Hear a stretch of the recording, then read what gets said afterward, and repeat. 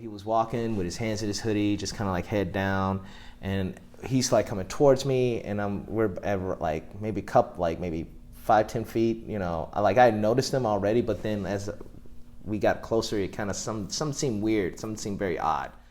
As we go to pass each other, at one point he suddenly just stops, turns, and like pulls his hands out of his pockets, and it turns out he's holding a knife, and he tries to like stab me. Here, like right there. I was almost there. Here, like right there. Okay. But I put myself in a position where I was able to strike him, knock him flat, and like chase him off in like one shot. But if I hadn't had my training, there's a good chance I'd have ended up with like a knife in my belly.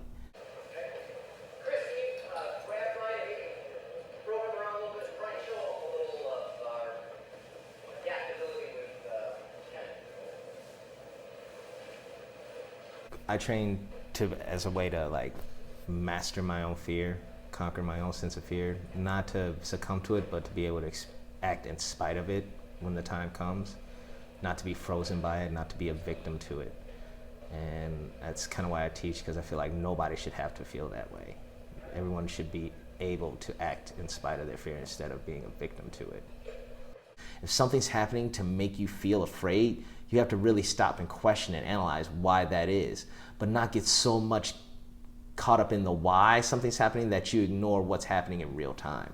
So it's almost like learning how to use your sense of fear is like almost like a spidey sense. You know, it instead of letting it paralyze you, it emboldens you to take action.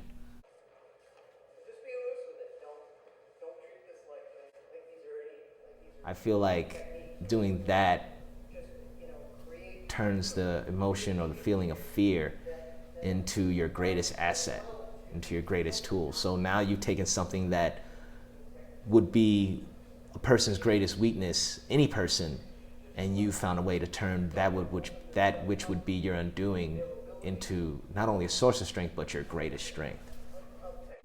Not only does training give you the tools to do that physically, but it gives you the tools to do that mentally as well as spiritually.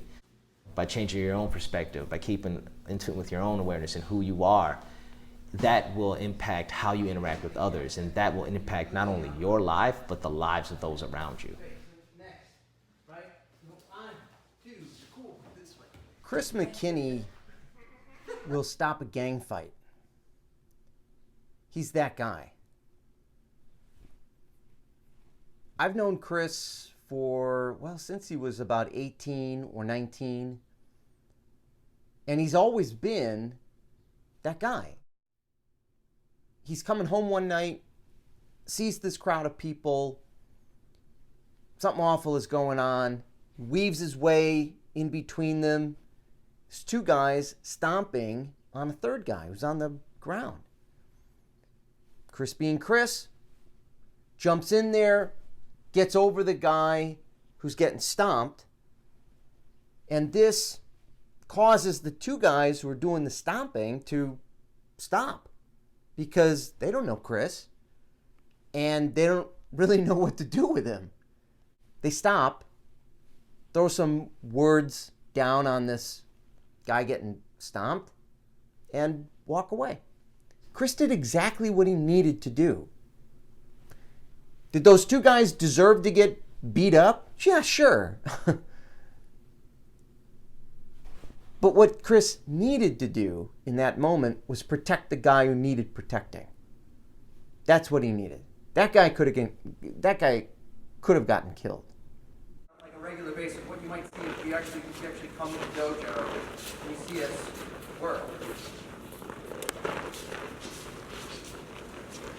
With regard to training, I would say the most important thing to remember is, well, there's really three things, right? One, keep going. That's probably the biggest thing, is to keep going. Always, keep training, keep looking at it differently, keep trying to see a new perspective, because you never know what you may finally grasp today that you've been missing previous days or even years. And sometimes it's like certain things will just click in that moment, in that time, in that space, that can like impact your growth and development as a practitioner of the art for years to come. The second thing would be to remember that practice doesn't make perfect. Practice makes permanent. You can do something the wrong way a million times, and all you've really done is made a habit of doing something the wrong way. And it's not just about the technique, but it's about the methodology behind it. Because anyone can do a technique, but to be able to take that technique and fit it to any situation, in a sense, you break the technique, and that's like true mastery of it. The third thing is just try to always be aware of your space and the space around you and like how things are moving in that space. Because really it's the understanding of space that will really make the difference in how rapidly you gain an understanding of taijutsu. If you don't try and can't understand the concept of spacing, then you're kind of like trying to ice skate uphill.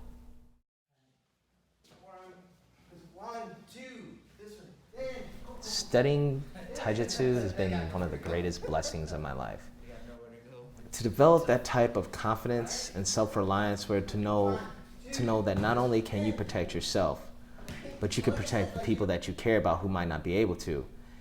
And at a very high level and extreme situation, you can even offer that protection to someone who's trying to do you harm.